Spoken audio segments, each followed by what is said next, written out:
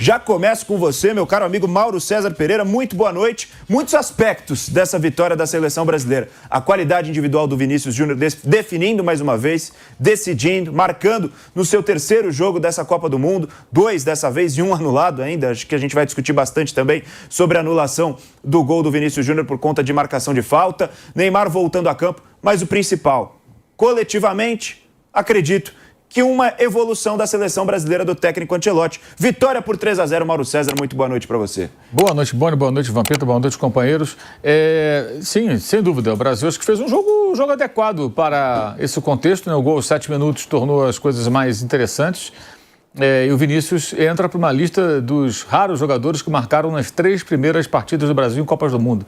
Jairzinho na Copa de 70, Romário em 94, Ronaldo e Rivaldo em 2002, o Vampeta estava junto com eles lá, e o Vinícius agora. Né? Ainda tungaram o gol do atacante do Real Madrid. Foi um gol normal, foi um momento de arbitragem brasileira na Copa do Mundo, brasileira entre aspas, claro.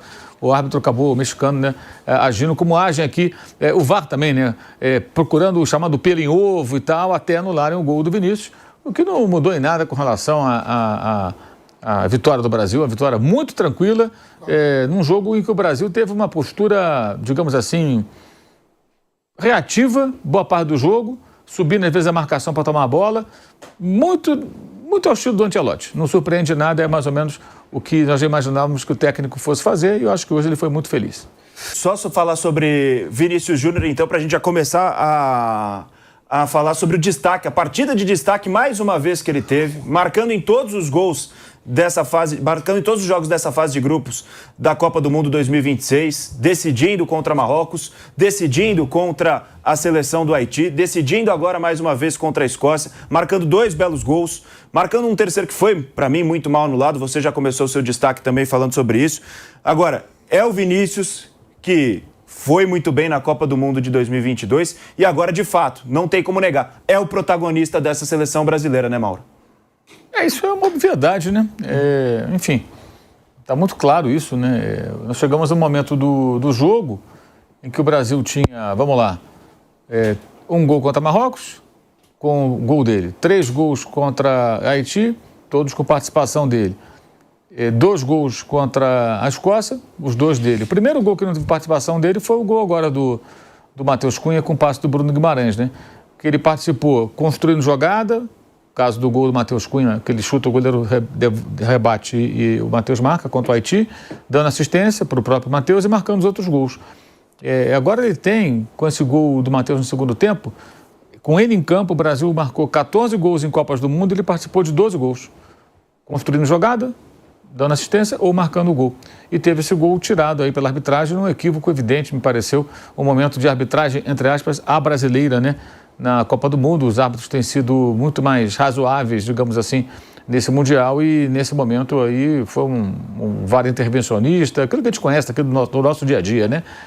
Que resolveu procurar ali alguma coisa e encontrar uma falta que para mim não existiu, uma disputa de bola, na qual o Brasil tirou proveito ali das atrapalhadas também da defesa escocesa. É impressionante como assim, jogadores muito limitados e que de poucos recursos tentando sair jogando. Acho até saudável que tem de sair jogando, mas é o que eu sempre falo, você tem que ter, para fazer a saída de bola trabalhada, e quando você é pressionado, tem que ter o famoso botão de emergência. Você percebe que está correndo risco, quebra essa bola lá na frente, busca uma saída alternativa, toca para alguém que está em melhor posição, e não foi o que aconteceu. O Brasil tirou proveito disso. E o curioso é que se o Brasil nem fazia pressão alta, não. Até eu vi pessoas falando, não, perde, pressiona. Até teve um pouco disso no terceiro, no segundo gol, que foi, na verdade, terceiro marcado. O Brasil dava botes eventuais. O Ryan fechou a linha de passe, ali no primeiro gol, né? Deixou o McKenna sem opção e cercou. O jogador resolveu fazer um passe maluco ali, a bola bate nele, sobra para o Vinícius, o goleiro faz o gol. O Brasil deu alguns bolas, mas não fazia uma pressão avassaladora. Não era aquela pressão na saída de bola que você vê todo mundo cercado e mordendo, não, não. O Brasil subia mansamente, tudo, ia cercando, tirando os espaços, e os escoceses se embananavam quase, não digo sozinhos, porque os brasileiros participaram. E o Ryan foi o grande acerto do Ancelotti, né? Foi muito bem ele. Não só pelo gol, quase marcou um golaço, ajudou muito ali defensivamente, recompondo, muito bem o garoto revelado pelo Vasco, jogador do Bournemouth, e foi um acerto do técnico. Ele tinha a opção do Luiz Henrique, eu até achava que o Luiz Henrique seria mais interessante do que ele, por ser mais experiente, jogador de mais drible, mas o jogo ficou muito favorável, porque o Brasil dá a bola para a Escócia até quando estava 0-0. Nos primeiros 5 minutos, a posse da Escócia era de 65%. O Brasil lá atrás, fica com a bola. Aí o Brasil faz o gol aos 7. Quando faz o gol aos 7, aí que dá de vez a bola para a Escócia e dava alguns botes eventuais. Subia a marcação um pouquinho e tal, e construindo muito pouco, né? Depois não, o jogo muda de figura, mas pouca construção de jogadas, mais bola roubada e acelerando o jogo em alguns momentos para tentar chegar. A jogada mais trabalhada do primeiro tempo foi aquela que o Vinícius cruza da linha de fundo, uma boa troca de passos, e a zaga se atrapalha toda, mas ele consegue afastar o perigo, quase a um gol contra. Mas o Brasil basicamente foi assim. No finalzinho, né? No finalzinho do primeiro tempo. Que o Ryan, o Matheus Cunha chega. Isso. 45 do segundo tempo. Por aí, estava acabando. Agora, é isso. O time do Brasil vai ser isso. É uma característica também do futebol que está sendo praticado hoje no mundo, né? E é uma característica do técnico e com o estilo dos jogadores rápidos na frente. Já era de se imaginar que o Brasil jogasse assim. Hoje usou a estratégia adequada, uma vitória muito tranquila. Um jogo que poderia ficar chato, né? Se fica no 0-0 ali, amarrado, tudo. Acabou ficando um jogo muito fácil. O Brasil venceu com muita facilidade. A Escócia está virtualmente eliminada com 4 gols de saldo negativo. Dificilmente consegue, 3 na verdade, né? Consegue a classificação. Deve ser eliminado da Copa mais uma vez na fase de grupos, né? O que sempre aconteceu nas suas participações em mundiais. E o Brasil consegue o primeiro lugar, que é muito importante, porque ele fica na sua programação feita inicialmente. No próximo jogo não vai ser... Até pra gente é bom, né? Que o jogo seria às 10 da noite, segunda-feira, contra a Holanda. Canelada até as 2 da manhã. 2 da manhã, aí não. A galera quer dormir também. Porque seria na segunda, terça, tem que trabalhar. Assim, num jogo às 2 da tarde, a galera vai sair mais cedo do trabalho, todo mundo feliz, né? O patrão não gostou, né? E pode pegar o Japão ou Suécia, que para mim é 1000 vezes melhor do que a Holanda. Do que pegar a Holanda. Do que pegar a Holanda. Esse jogo amanhã vai definir o confronto entre os dois. O Japão joga pelo empate, né? Para ser segundo colocado. A Holanda vai provavelmente dar um coco lá na Tunísia. E sabendo que o Brasil está primeiro, ela não vai querer terminar isso. É lógico. Como a gente pensa para eles. Exato. É a mesma Falou o quê? Vou sapecar logo que eu vai ser primeiro colocado e enfrentar Marrocos, que hoje conseguiu tomar 2 gols do Haiti, fica 2 vezes atrás no placar. Não vimos o jogo, estava vendo o jogo do Brasil, mas, brincadeira Marrocos também, cara. Brincadeira Marrocos. Tomar 1 gol do Haiti, aí empata, toma o segundo gol e ganha de 4-2.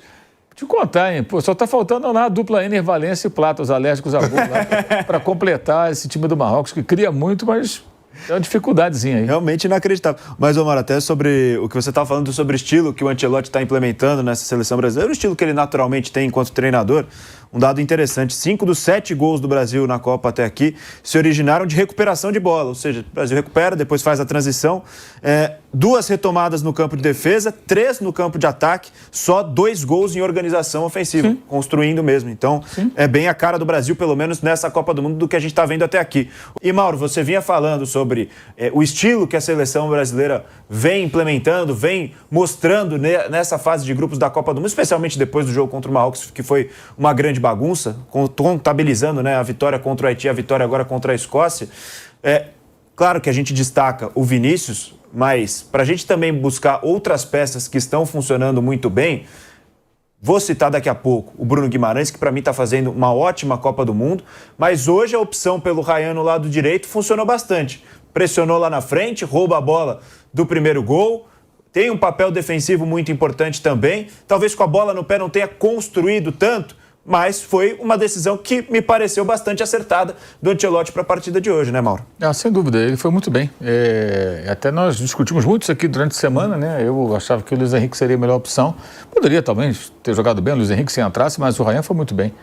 Não só pela participação no primeiro gol, mas por ter atuado muito também coletivamente. Ele tem uma característica que favorece também o Vinícius, porque ele é um cara que volta mais, né? Para recompor o lado direito. Então o Vinícius fica mais jogo obrigado. O Vinícius ficou muito mais à vontade. Isso ajuda também. É um jogador decisivo, então você deixa o cara mais solto para justamente correr para frente, criar jogadas, tentar jogadas individuais, fazer os gols. E você tem um jogador que chega lá na frente, mas que ajuda mais quando o time não tem a bola, né? Então o lado do Danilo ali foi bem mais ajudado. O Rafinha não tem esse mesmo vigor para voltar, marcar, não tem essa mesma... É outro perfil, né? Além de não ser um jogador que fica tão à vontade do lado direito.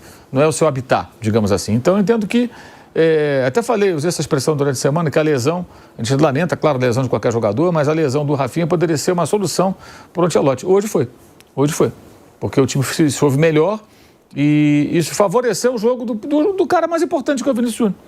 A gente começou o programa falando sobre ele, porque é óbvio, né? O cara que está fazendo os gols, está decidindo, faz as jogadas importantes, faz gol de 1-0 quando o jogo é 1-0, faz gol de 1-0 quando o jogo está 0-0, né? Faz gol de 2-0 para praticamente liquidar a fatura, fez um ainda que foi tirado dele. Então, acho que hoje ele meio que encontrou um modelo, né, uma forma de jogar. E no próximo jogo, seja contra o Japão ou contra a Suécia, que são os prováveis adversários, um deles, né, certamente o Brasil vai ter a mesma postura. Vai dar bola para o adversário, vai ficar marcando no seu campo, vai testar essa em transição. E vai subir em alguns momentos, fazer uma pressãozinha e tal, mas não é, repito, não é uma pressão alta, aquela pressão do time que fica marcando e tudo, que abafa o adversário, que não consegue. Não é isso. Muito longe disso. São momentos que sobe ali, fecha a linha de passe, aperta um pouquinho e tal, rouba uma bola, acelera, mas não é uma pressão avassaladora, não tem negócio de perde, pressiona, até teve um pouquinho no terceiro gol. No segundo, na verdade, que foi o terceiro, né? Mas foi o segundo que valeu.